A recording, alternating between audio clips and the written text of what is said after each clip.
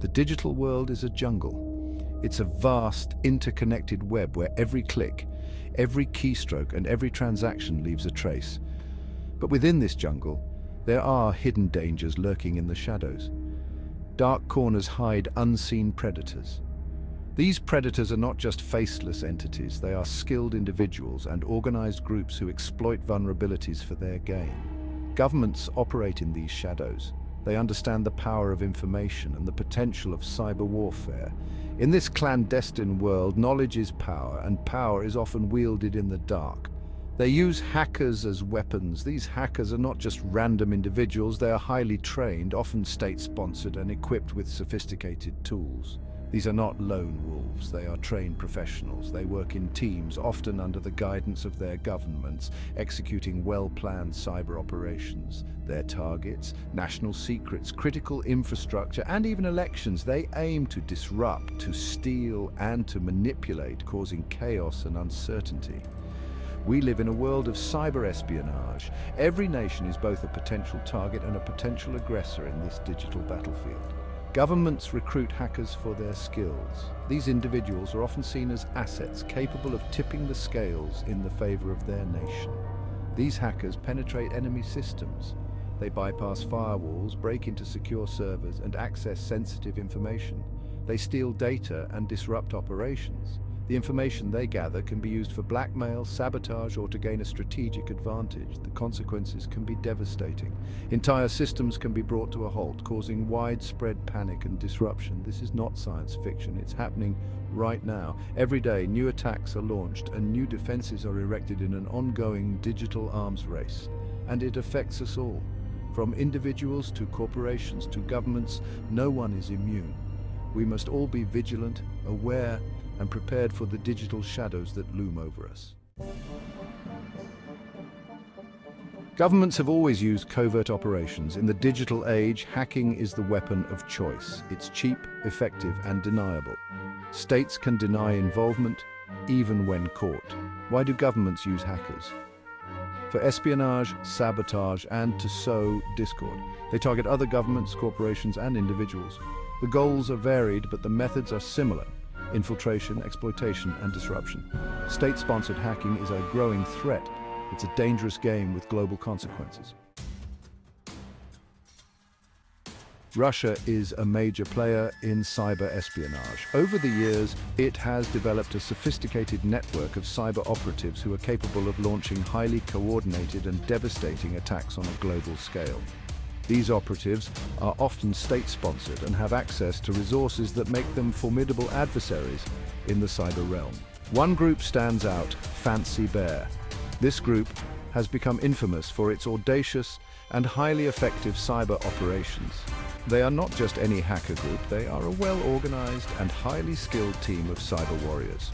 Also known as APT-28, they are believed to be tied to Russian intelligence. This connection gives them a level of legitimacy and support that few other hacker groups can claim. Their operations are often aligned with the strategic interests of the Russian state. Fancy Bear has a long history of attacks. Their operations span across various sectors, including political, economic, and even sports organizations. They have been linked to numerous high-profile cyber incidents that have made headlines around the world. They targeted the 2016 US presidential election. This was one of their most audacious operations, aimed at influencing the outcome of a major democratic process. The attack involved hacking into email servers, leaking sensitive information, and spreading disinformation. They hacked the World Anti-Doping Agency. This attack was aimed at discrediting the agency and undermining its efforts to combat doping in sports. By leaking confidential information, they sought to create chaos and mistrust. They even disrupted the 2018 Winter Olympics. Their methods are sophisticated. They use spear phishing, malware, and zero-day exploits. These techniques allow them to infiltrate secure systems, steal sensitive data, and cause significant disruptions. Their goal is to advance Russian interests through cyber means. Whether it's gaining a strategic advantage, disrupting adversaries, or spreading disinformation, Fancy Bear operates with a clear agenda that aligns with the broader objectives of the Russian state. Fancy Bear is a potent weapon in Russia's arsenal. Their ability to conduct cyber operations with precision and effectiveness makes them a significant threat to global security. They are a testament to the growing importance of cyber warfare in modern geopolitical conflicts. Their actions have real-world consequences. From disrupting elections to undermining international organizations, the impact of Fancy Bear's operations is felt far and wide. As cyber warfare continues to evolve, the threat posed by groups like Fancy Bear will only grow, making it imperative for nations to bolster their cyber defenses. China is another major player in cyber espionage. One group, APT-10, has been particularly active. They are believed to be working for the Chinese government. APT-10 targets intellectual property. They steal trade secrets from corporations around the world. They also target governments and organizations. Their methods are stealthy and persistent. They use custom malware and sophisticated techniques. They often remain hidden for long periods. APT-10's activities cost businesses billions. They represent a serious threat to global economic security.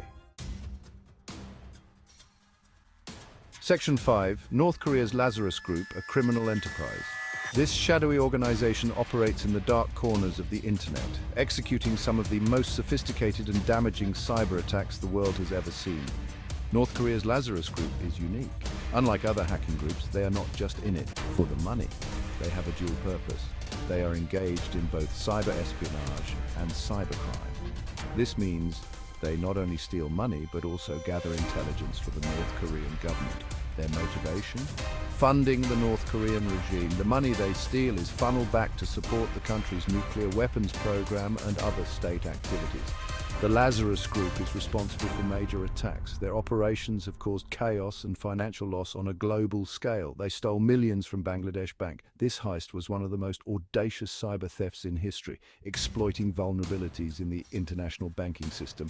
They launched the WannaCry ransomware attack. This attack affected hundreds of thousands of computers in over 150 countries, causing widespread disruption. They also target cryptocurrency exchanges. By hacking these platforms, they have managed to steal vast amounts of digital currency, which is harder to trace and recover. Their methods are brazen and destructive. They use a combination of sophisticated techniques and brute force to achieve their goals. They are willing to cause chaos for financial gain. Their attacks have led to significant financial losses and have disrupted businesses and governments alike. The Lazarus Group highlights the blurring of lines. In the digital age, the distinction between state-sponsored espionage and criminal activity is increasingly unclear. Cybercrime and cyber-espionage are merging. This convergence poses a significant threat to global security, as it becomes harder to distinguish between criminal and state-sponsored activities. Section 6. The allure of immunity. Why hackers choose governments. Why do hackers work for governments? One reason, immunity. State-sponsored hackers operate with protection.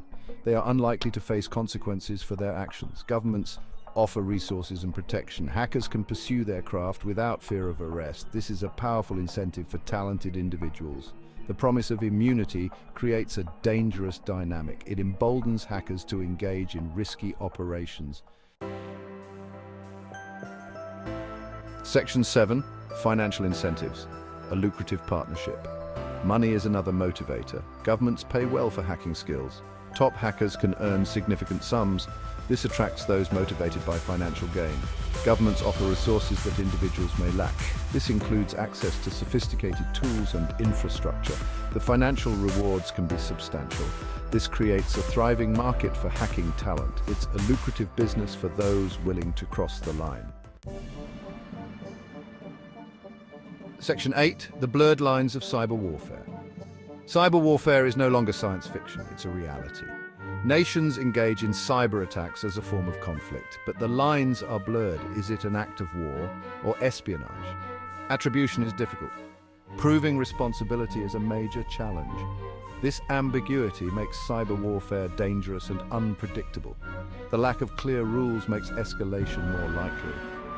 A small incident can quickly spiral out of control. Section 9. The stakes are high. Global security in the digital age. The stakes are high in cyber warfare. Attacks can cripple critical infrastructure. They can disrupt elections and sow discord. They can even threaten human life. The interconnected nature of our world makes us vulnerable. A single attack can have global ramifications. The potential for catastrophic consequences is very real.